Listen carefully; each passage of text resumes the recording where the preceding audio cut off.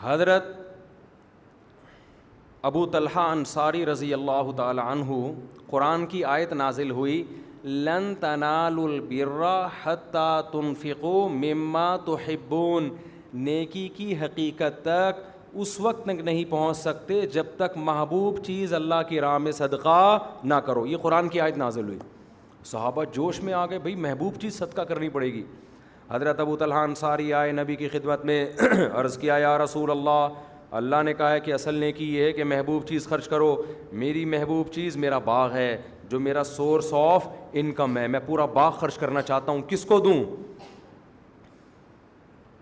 ہم اور آپ ہوتے ہم کیا کہتے ہیں؟ مجھے دے دو بھائی. ایک دم رونا شروع کر دیتے ہیں، جیسے گھر میں کبھی کھانے کو ہمیں ملا. دیکھو مانگنے کے اصول الگ ہیں. مانگنے میں تو شریعت کہتی ہے مت مانگو،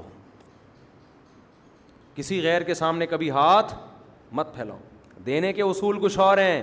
دینے کے ہیں کہ مانگے بغیر دے دیا کرو، جتنا مانگ رہے اسے ڈبل کر کے دے دو. ہم نے بڑے بڑے علماء کو دیکھا ہے، ان سے سیکھا ہے، کچھ ہم بھی اس پر عمل کی کوشش کرتے ہیں. رکشے والے سے بارگیننگ کی، ریٹ کم کرائے، ریٹ مت توڑو. بعض لوگ کیا کرتے ہیں، رکشے والے کو بولا ہاں بھائی انڈا موڑ جانا ہے، کتنے لے گا؟ اس نے بول دیا 1000 روپے، چل 1000 دے دوں گا. ایسے کریں گے تو ریٹ کیا ہو جائیں گے؟ مارکیٹ خراب. حضرت عمر نے اس پر پابندی لگائی تھی. ایک صحابی ایک چیز کو مارکیٹ میں بہت سستی کر کے بیچ رہے تھے. حضرت عمر نے منع کیا کہ سب لوگ اتنی سستی نہیں بیچ سکتے اس چیز کو، ان کی تجارت کا نقصان ہوگا. حضرت عمر نے فرمایا یا تو ریٹ بڑھاؤ یا مارکیٹ سے جاؤ، کیونکہ بعض دفعہ آپ کو ایک چیز فری میں مل گئی یا مل رہی ہے کہیں سے، آپ نے اونے پونے بیچنا شروع کر دیا. وہ بیچارہ تاجر کروڑوں روپے کی دکان خرید کے بیٹھا ہوا ہے، صحیح ہے نا، اس کا وہ ان کی تجارت کا بیڑا غرق. تو ہر چیز کا خیال کیا گیا ہے. تو آپ اپنی سخاوت میں مارکیٹ کے ریٹ خراب بولو نا نہ کر. میں نے کل ایک صاحب سے پوچھا، وہ بڑا اچھا جانور لاتے ہیں قربانی میں، بڑی سخاوت کرتے ہیں، کئی بیل لا کے کاٹ کے لوگوں کو کھلاتے ہیں. انہوں نے کہا یار میں کبھی بھی یہ جو فینسی جانور ہے نا یہ نہیں خریدتا. وجہ کیا ہے کہ گوشت اتنا ہی نکلے گا اور قیمت آپ کتنی دے رہے ہو؟ 6 گنا زیادہ. تو کہتے ہیں ہم اس سے بہتر ہے کہ ایک متوسط جانور لے لیا جائے، اتنی ہی قیمت میں کئی آ جائیں گے، اس سے غریبوں کا پیٹ بھر جائے گا. اچھی لاجک ہے. تو میں نے کہا یہ فینسی جانور اتنے مہنگے کیوں ہو گئے ہیں؟ انہوں نے کہا یہ مہنگے ہوئے ہیں ان لوگوں کی وجہ سے جن کو اللہ نے پیسہ بہت دیا ہے. وہ جاتے ہیں، بیل پہ ہاتھ رکھا، کتنے کا دے رہی ہے؟ اس نے بول دیا 10 لاکھ. یہ لے بھائی 10 لاکھ. ذرا بھی وہ نہیں کرتے بارگیننگ. اس سے نتیجہ کیا نکلا کہ جانور کی قیمت غریب آدمی کی دسترس سے باہر ہو گئی. تو ریٹ کبھی خراب نہ کریں مارکیٹ کے، چاہے رکشے کے ریٹ ہوں، ٹیکسی کے ریٹ ہوں. اس کو رفیع بھائی کی طرح الجھیں. آپ نے کوئی چیز خریدنی ہو، رفیع بھائی کو بسم اللہ اللہ اکبر پڑھ کے اس پہ چھوڑ دیں. وہ کہے گا فری میں 2 لے جا. 2 لے جا.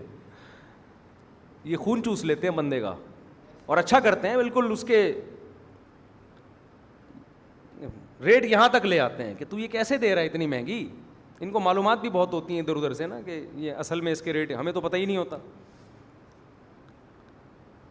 تو میرے پاس 2-4 بندے اس طرح کے ہیں، جب میں نے کچھ چیز خریدنی ہو نا اور مجھے پتا ہو کہ سامنے والا چونا لگائے گا، الو بنائے گا، تو میں نے 2-4 بندے رکھے ہوئے ہیں.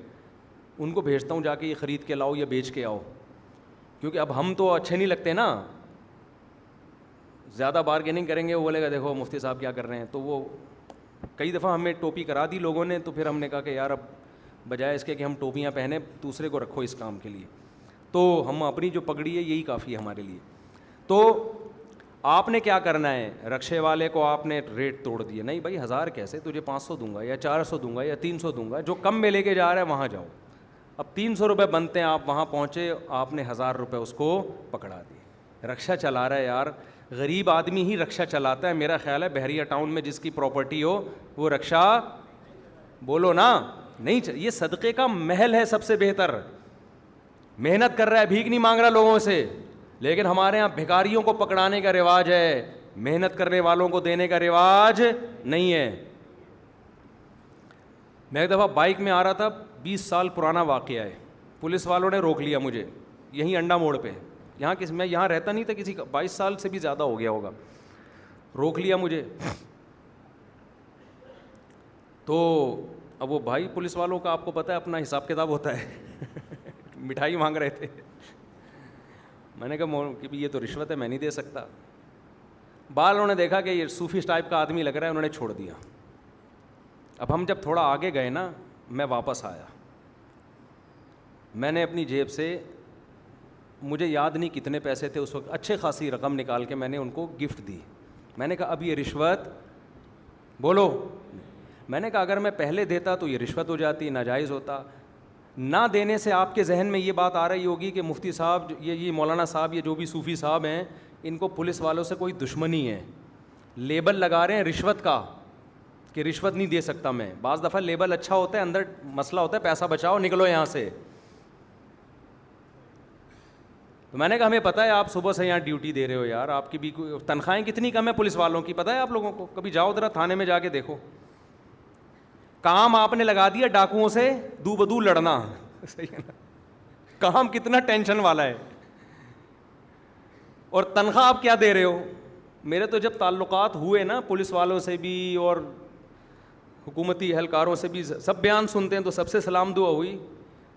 تو پولیس والوں کی تنخواہیں دیکھ کے وہ لگتا ہے کہ ان کے فری میں پراٹھے بنتے ہیں ہوٹلوں کے. جائز نہیں ہے, میں کوئی ترغیب نہیں دے رہا, لیکن بھائی آپ کام ان سے کیا لے رہے ہو؟ کراچی کے حالات کنٹرول کرو جہاں ہر گلی محلے میں ڈاکو گھوم رہا ہے, تنخواہ آپ ایسی دے رہے ہو کہ اس میں. وہی مجھے یاد آیا, ہم نے بچپن میں ایک مزاحیہ پروگرام دیکھا تھا, ایک عامل تھا. عامل لوگ بکواس کرتے ہیں, جھوٹ بولتے ہیں, لیکن وہ عامل بنا ہوا رشتے وشتے بھی کراتا ہے نا. ایک خاتون آئی, کہنے لگی میری ایک ڈاکٹر سے شادی کرا دو.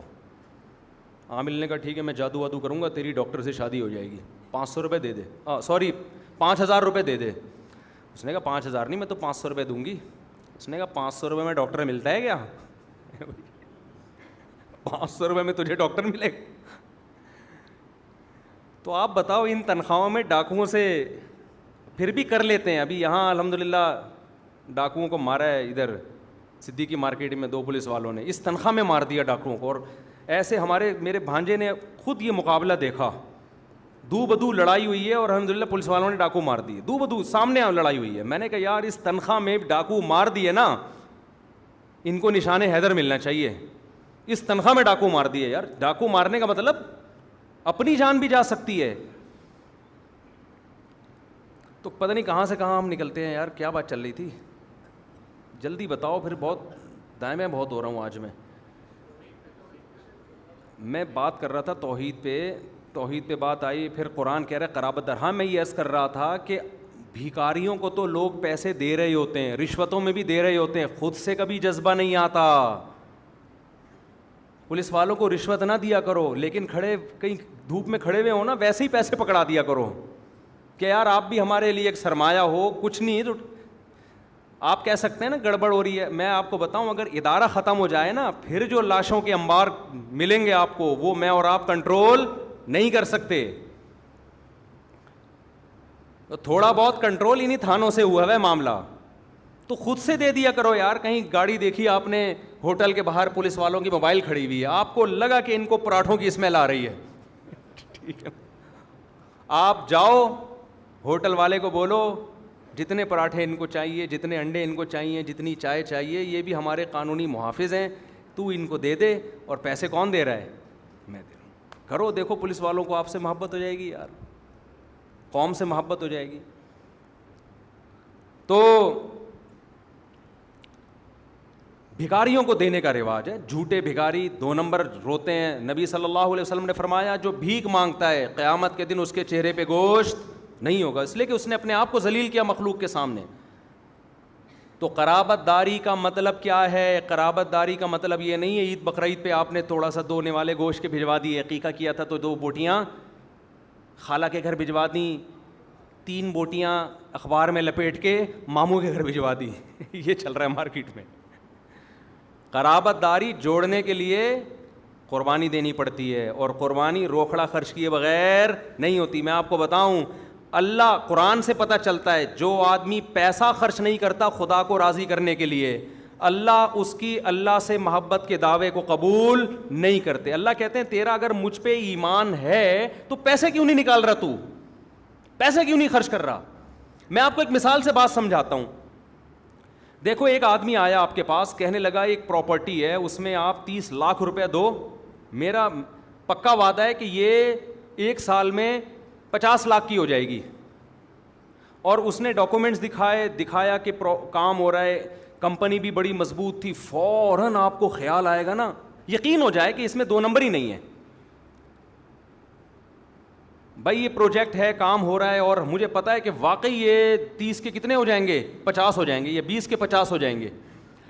100% آپ کو یقین ہونا کہ اس بزنس میں مجھے فائدہ ہے. آپ کی جیب میں ایک دھیلا بھی اگر نہیں ہوگا, آپ دائیں بائیں سے پکڑنا شروع کر دو گے, یار لگا یار پیسہ.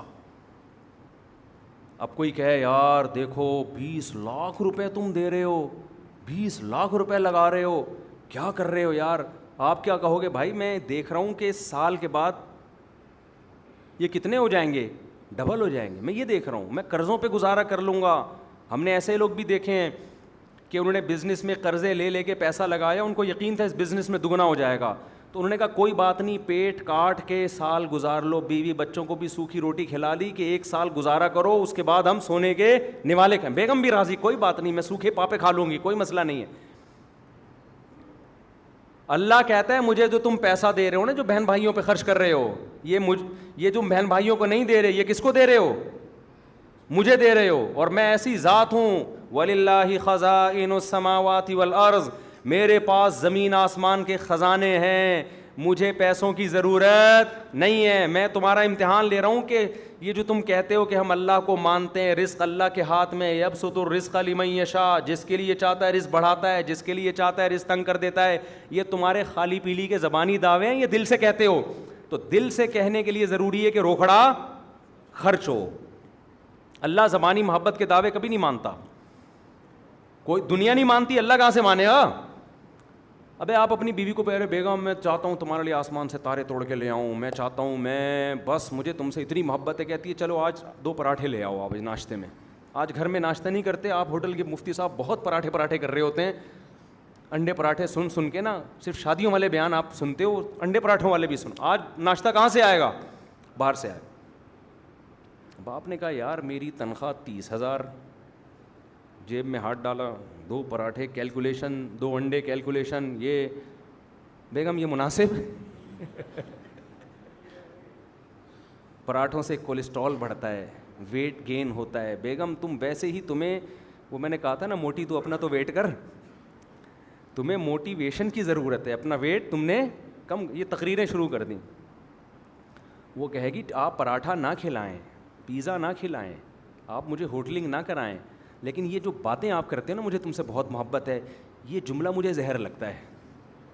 کائنڈلی آئندہ یہ الفاظ نارمل جیسے دوسرے کے میاں رہتے ہیں ویسے ہی رہا کریں آپ.